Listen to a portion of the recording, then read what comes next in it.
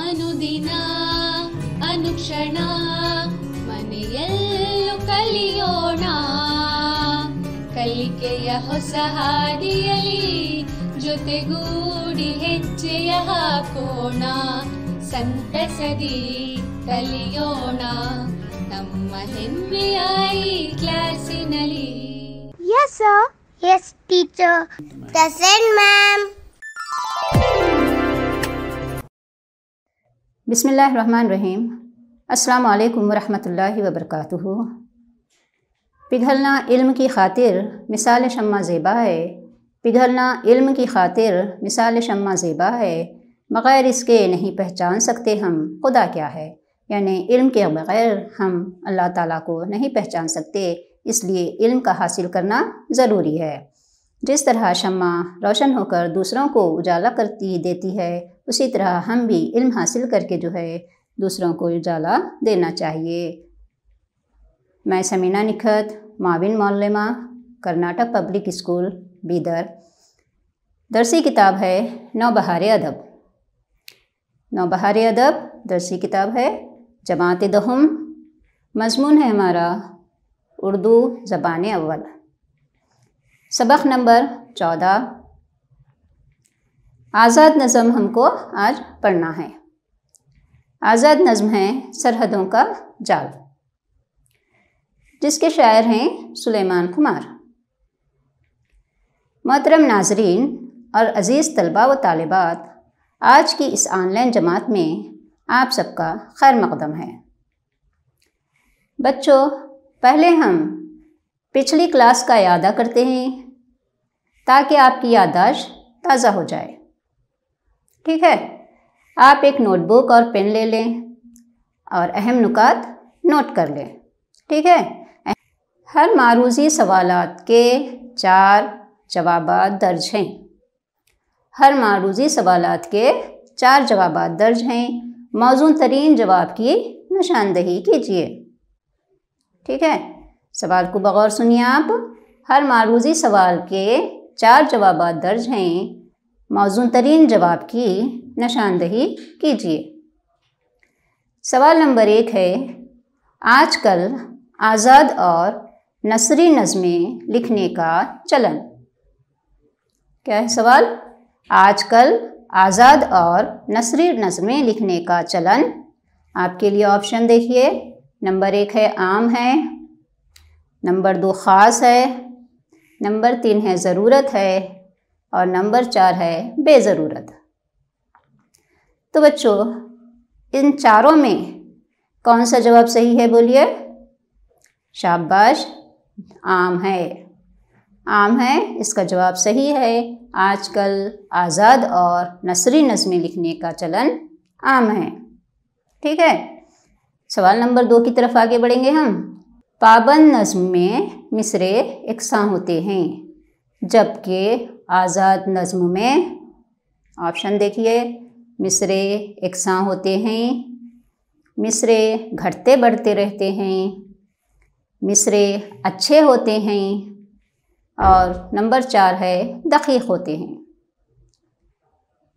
तो बच्चों, इन 4 ऑप्शन में से कौन सा जवाब सही है बताइए?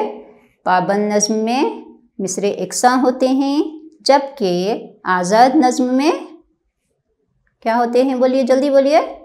शाबाश, बिल्कुल सही कहा आपने। मिसरे घटते बढ़ते रहते हैं। पाबंद नज़्म में मिसरे एकसां होते हैं, जबकि आज़ाद नज़्म में मिसरे घटते बढ़ते रहते हैं। ठीक है, सवाल नंबर 3 है सरहदों का जाल। सवाल नंबर 3 क्या है? सरहदों का जाल। ऑप्शन है, नंबर 1 आज़ाद है, नंबर 2 है पाबंद है, नंबर 3 है छोटी है और नंबर 4 पे है कसीदा है। सरहदों का जाल कैसी नज़्म है? अभी आपने पढ़ा ना, कैसी नज़्म है बोलिए? शाबाश, कैसी नज़्म है? आज़ाद नज़्म है। सरहदों का जाल जो है आज़ाद नज़्म है। ठीक है, इसके बाद हम आगे बढ़ेंगे। इस नज़्म के शायर सुलेमान खुमार। शाबाश, ये सुलेमान खुमार की तस्वीर है जो आप देख रहे हैं। आप जो है इस तस्वीर को पिछली क्लास में भी देखे हैं। हाँ, तो आपका नाम क्या था, क्या था पढ़े थे आप लोग? आपका नाम क्या है बोलिए? शाबाश, कासिम अली। नाम क्या है? कासिम अली। सुलेमान खुमार का नाम कासिम अली है और सुलेमान है। और तखल्लुस क्या है बोलिए? तखल्लुस है खुमार। शाबाश, तखल्लुस क्या है? खुमार। इस नज़्म के शायर सुलेमान खुमार है। सुलेमान खुमार का नाम जो है कासिम अली है, उर्फ सुलेमान है, और तखल्लुस क्या है? खुमार है। अच्छी तरह से जहन नशीन है ना आप लोगों को? ठीक है। इनकी पैदाइश कब हुई? पैदाइश 1 मार्च 1944 ईस्वी रियासत कर्नाटक के तारीख़ी शहर विजयपुर। आप ये जो नक्शा देख रहे हैं रियासत कर्नाटक का नक्शा है। इस नक्शे में डार्क ग्रीन कलर जो दिखाई दे रहा है आपको, वो क्या है? वो तारीख़ी शहर विजयपुर। विजयपुर को पहले क्या कहते थे? शाबाश, बेजापुर कहते थे। विजयपुर का नाम पहले क्या था? बेजापुर था। अब जो है उसको विजयपुर कर रहे हैं, विजयपुर कह रहे हैं। तो इस तारीख़ी शहर के ताल्लुक़ा बागलकोट। ताल्लुक़ा कौन सा है? बागलकोट आपका पैदाइशी मुकाम है। यानी सुलेमान खुमार का पैदाइशी मुकाम कर्नाटक के तारीख़ी शहर, रियासत कर्नाटक के तारीख़ी शहर विजयपुर, ताल्लुक़ा बागलकोट। अच्छा बच्चों, आप बताइए इनके शेरी मजमूआ के नाम क्या हैं? याद है ना आपको? शाबाश, इनके शेरी मजमूए क्या हैं? शेरी मजमूए तीसरा सफ़र, समंदर जागता है। ये दो जो है सुलेमान खुमार के शेरी मजमूए हैं। ये देखिए, इनके पहले मजमूए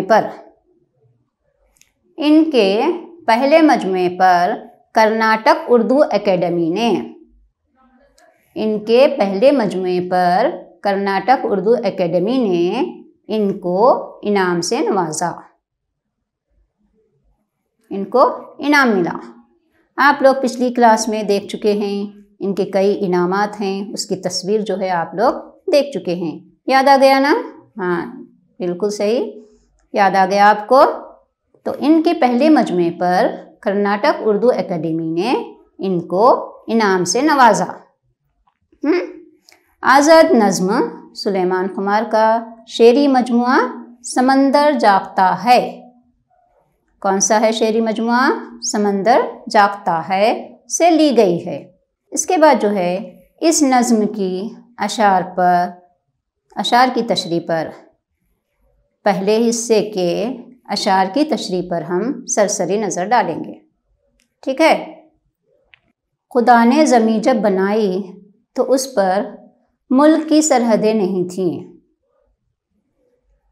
ये है अशार की तशरीह, पहले हिस्से के नज़्म के पहले हिस्से की अशार की तशरीह है। खुदा ने ज़मीं जब बनाई तो उस पर मुल्क की सरहदें नहीं थीं। उस वक्त इंसान आज़ाद था। कैसा था? इंसान आज़ाद था, कहीं भी जा सकता था। बंदिशें नहीं थीं जाने के लिए। अल्लाह ने दुनिया को जब वजूद बख्शा, यानी जब दुनिया बनाई तो ना कोई सरहद थी। अल्लाह ने दुनिया को जब वजूद बख्शा तो ना कोई सरहद थी और ना सरहद की लकीरें। अल्लाह ने दुनिया को जब वजूद बख्शा तो ना कोई सरहद थी ना सरहद की लकीरें। तमाम इंसान एक ही आदम की औलाद थे। अभी हमने देखा नस्ल आदम यानी आदम अलैहिस्सलाम की नस्ल। तो तमाम इंसान दुनिया के तमाम इंसान एक ही आदम की औलाद थे। और सारी दुनिया इनका घर थी। सारी दुनिया क्या थी? इनका घर थी। जहाँ चाहे आओ, जहाँ चाहे जाओ। तो इस तरह से अल्लाह ताला ने इंसान को आज़ादियाँ दी थीं। लेकिन इंसान क्या किया? अब हम इसके बारे में नज़्म के दूसरे हिस्से में पढ़ेंगे। ठीक है अज़ीज़ बच्चों, अब हम सरहदों का जाल नज़्म के दूसरे हिस्से का मुतालिया करेंगे। पहले हिस्से में हमने क्या पढ़ा कि अल्लाह ताला ने दुनिया को जब वजूद बख्शा तो उस वक्त क्या थी? इंसान को आज़ादियाँ थी। लेकिन इंसान आज क्या किया, उसके बारे में हम नज़्म के दूसरे हिस्से में उसका मुतालिया करेंगे। ठीक है, आज की तदरीस के अहम नुकात जान लेंगे हम। सबसे पहले देखिए यहाँ पर तदरीस के अहम नुकात क्या हैं। नज़्म के पहले हिस्से का इयादा जो अभी हम कर चुके हैं। अब हमने क्या किया? जब से जो है हम नज़्म के पहले हिस्से का इयादा जो अभी हम कर चुके हैं, नज़्म के पहले हिस्से का इयादा कर चुके हैं। अब जो है हमको करना है सरहदों का जाल नज़्म के दूसरे हिस्से की नज़्म ख़ानी, अशार की तशरीह, मश्क़ी सवालात, घर पर काम। आज की तदरीस के हमारे अहम नुकात ये हैं। ठीक है, अब हमको क्या करना है कि सरहदों का जाल नज़्म के दूसरे हिस्से की नज़्म ख़ानी करना है। नज़्म का दूसरा हिस्सा इस तरह है। सरहदों का जाल, ये किसकी तस्वीर है? शाबाश, सुलेमान खुमार की तस्वीर है। देखिए यहाँ पर गौर से सुनिए, ज़रा आज दुनिया का नक्शा उठाकर तो देखो। ज़रा आज दुनिया का नक्शा उठाकर तो देखो, तुम्हें यूँ लगेगा ज़मीं पर, तुम्हें यूँ लगेगा ज़मीं पर यहाँ से वहाँ तक। ज़रा आज दुनिया का नक्शा उठाकर तो देखो, ज़रा आज दुनिया का नक्शा उठाकर तो देखो। देखिए बाजू तस्वीर है, देखिए बाजू तस्वीर है, दुनिया के नक्शे की तस्वीर दिखाई दे रही है आपको। क्या दिखाई दे रहा है उस पर?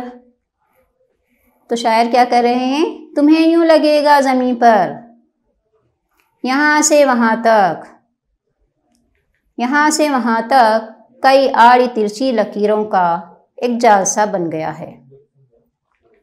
कई आड़ी तिरछी लकीरों का एक जाल सा बन गया है। देखिए दुनिया के नक्शे पर कितनी लकीरें डाली हुई हैं, है ना? एक जाल बन गया है दुनिया के नक्शे पर लकीरों का। तो आज के दौर का आदमी फंस गया है।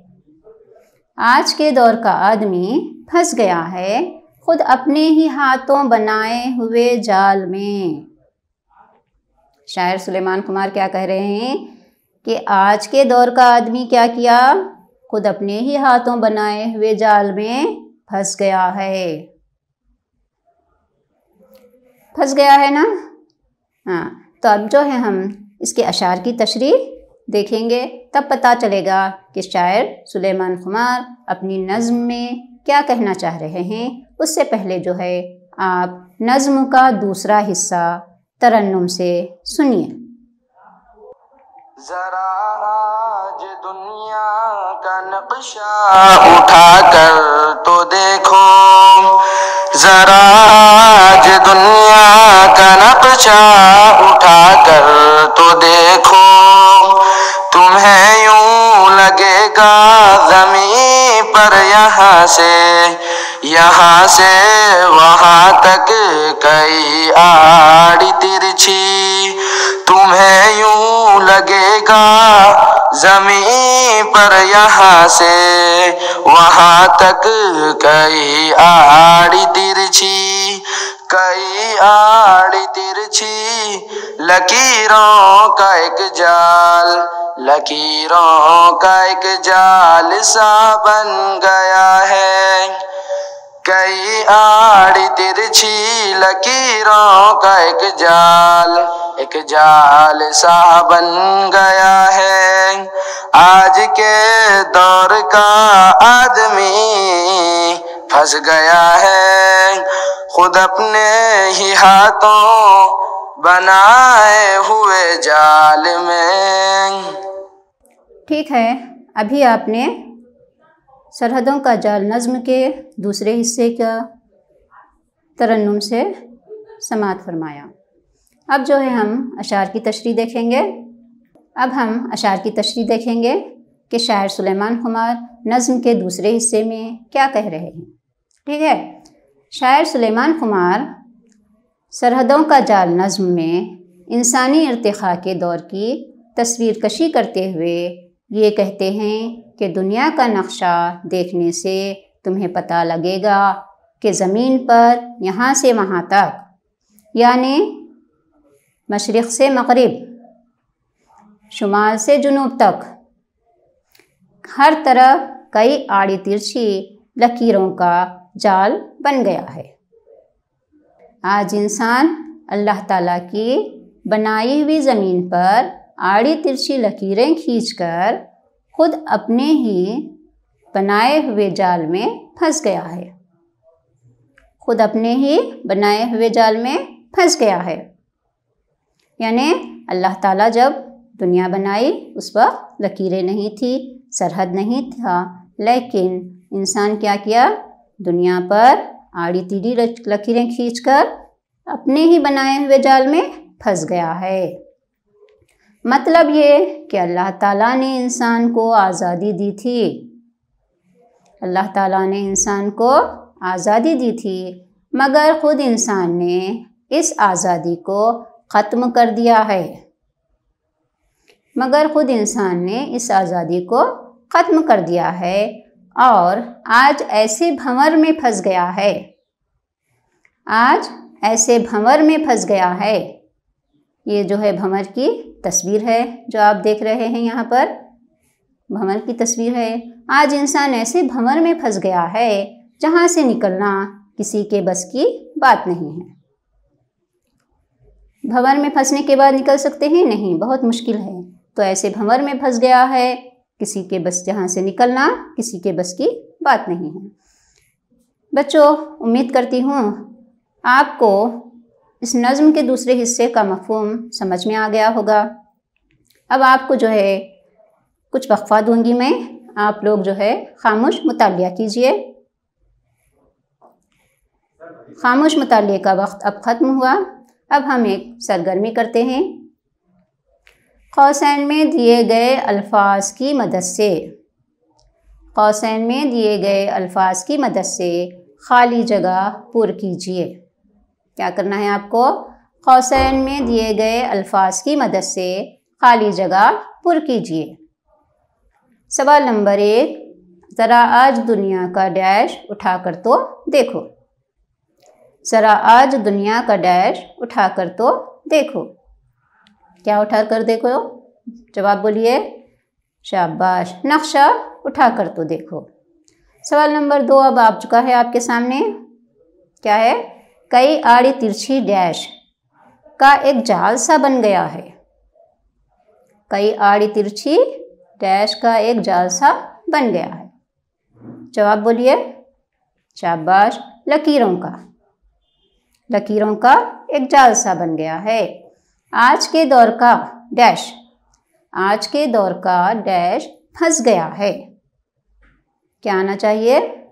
आदमी, आदमी फंस गया है खुद अपने ही हाथों बनाए हुए डैश में, जाल में।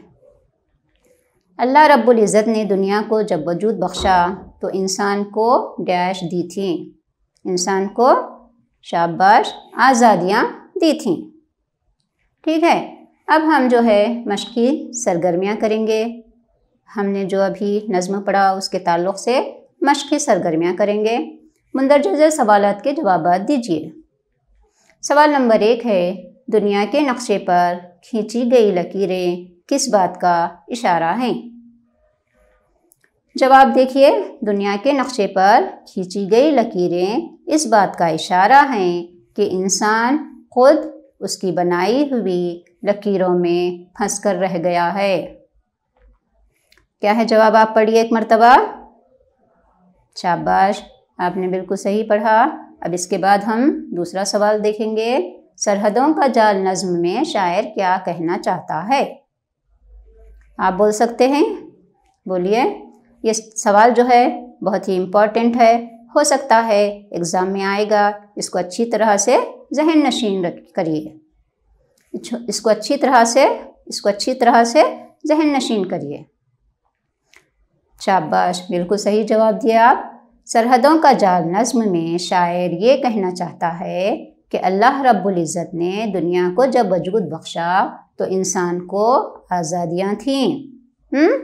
इंसान को आज़ादियाँ थी, लेकिन सरहदें बनाकर अपनी आज़ादियाँ ख़त्म कर ली हैं और ख़ुद इंसान एक नई मुसीबत में फंस गया है।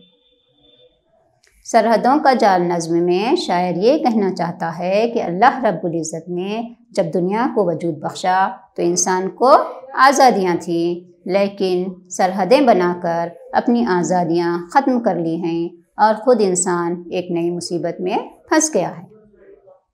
ठीक है, ये रही दुनिया का नक्शा, इस पे सरहदें खींचकर इंसान एक नई मुसीबत में फंस गया है।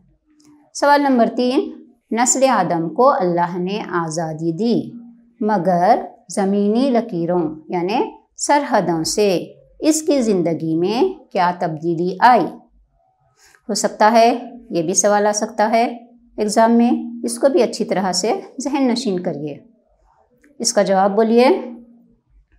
शाबाश, नस्ल आदम को अल्लाह ने मुकम्मल आज़ादी दी थी। नस्ल आदम को अल्लाह ने मुकम्मल आज़ादी दी थी, मगर इंसान ने इन पर लकीरें खींचकर खुद अपने जाल में फंस गया है। नस्ल आदम को अल्लाह ने मुकम्मल आज़ादियाँ दी थीं, नस्ल आदम को अल्लाह ने मुकम्मल आज़ादी दी थी, मगर इंसान ने इन पर लकीरें खींचकर खुद अपने जाल में फंस गया है और अपनी आज़ादियाँ को ख़त्म कर ली है। सवाल नंबर, ये देखिए सवाल नंबर 3 में ये जो तस्वीर दिखाई दे रही है आपको, नस्ल आदम जहाँ चाहे वहाँ जा सकता था दुनिया में। कब?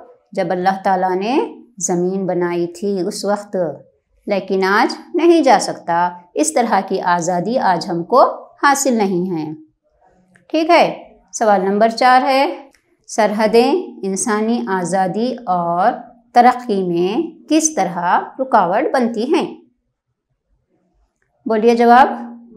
शाबाश, बिल्कुल सही जवाब दिया आप। सरहदें अल्लाह ताला की अता करदा आज़ादी में रुकावट का सबब हैं।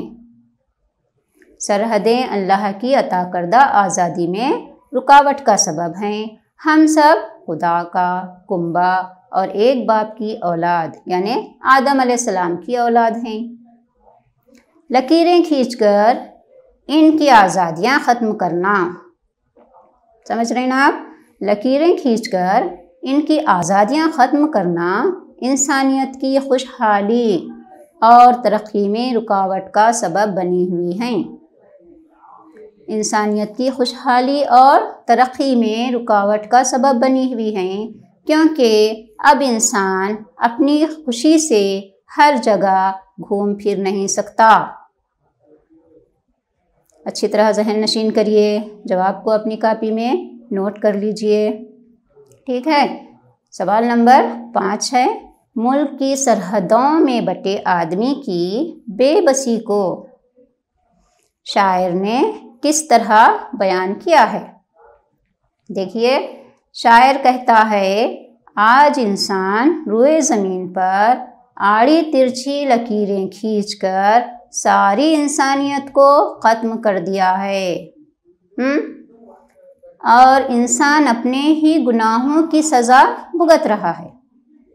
ये तस्वीर में देखिए आप, कैसा महसूस हो रहा है इस तस्वीर को देखकर? आप क्या महसूस कर रहे हैं कि इंसान बेबस है।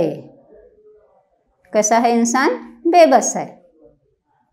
वो जो है कहीं भी जाना चाहता है दूसरी तरफ, अपने मुल्क से हटकर नहीं जा सकता, दुनिया में आज़ादी से घूम फिर नहीं सकता। इस तस्वीर से जाहिर हो रहा है कि इन सारी इंसानियत को तकसीम कर दिया है और इंसान अपने ही गुनाहों की सज़ा भुगत रहा है।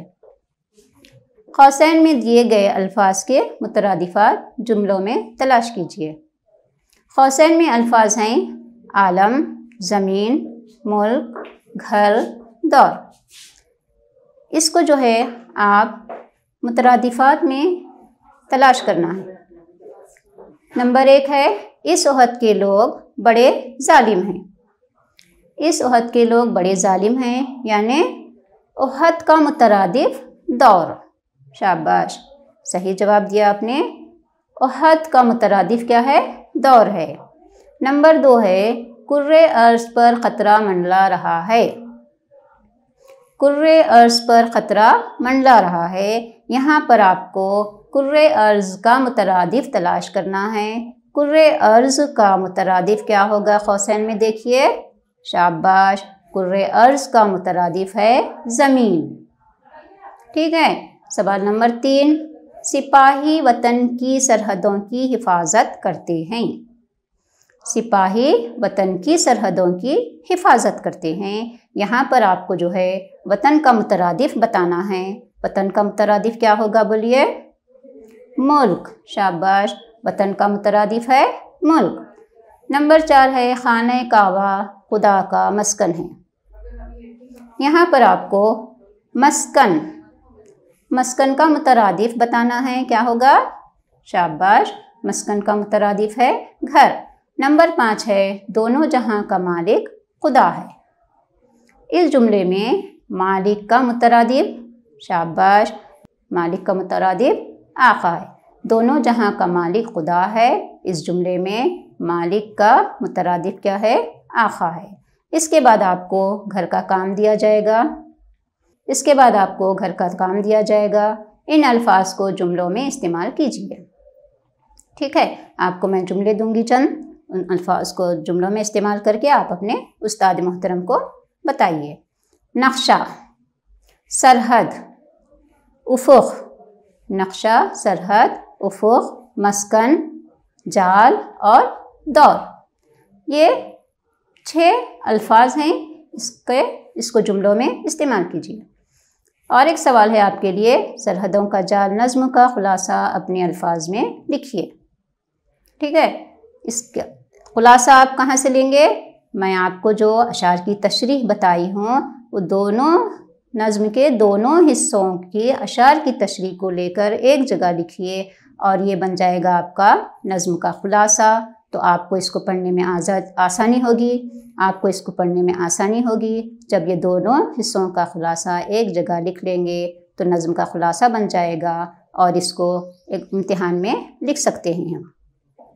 ठीक है। मंजिल से आगे बढ़कर मंजिल तलाश कर, मंजिल से आगे बढ़कर मंजिल तलाश कर, मिल जाए तुझको दरिया समंदर तलाश कर। समझ रहे ना इस शेर का मतलब? ठीक है। अब हमारी क्लास का वक्त ख़त्म हो रहा है। अल्लाह हाफिज़।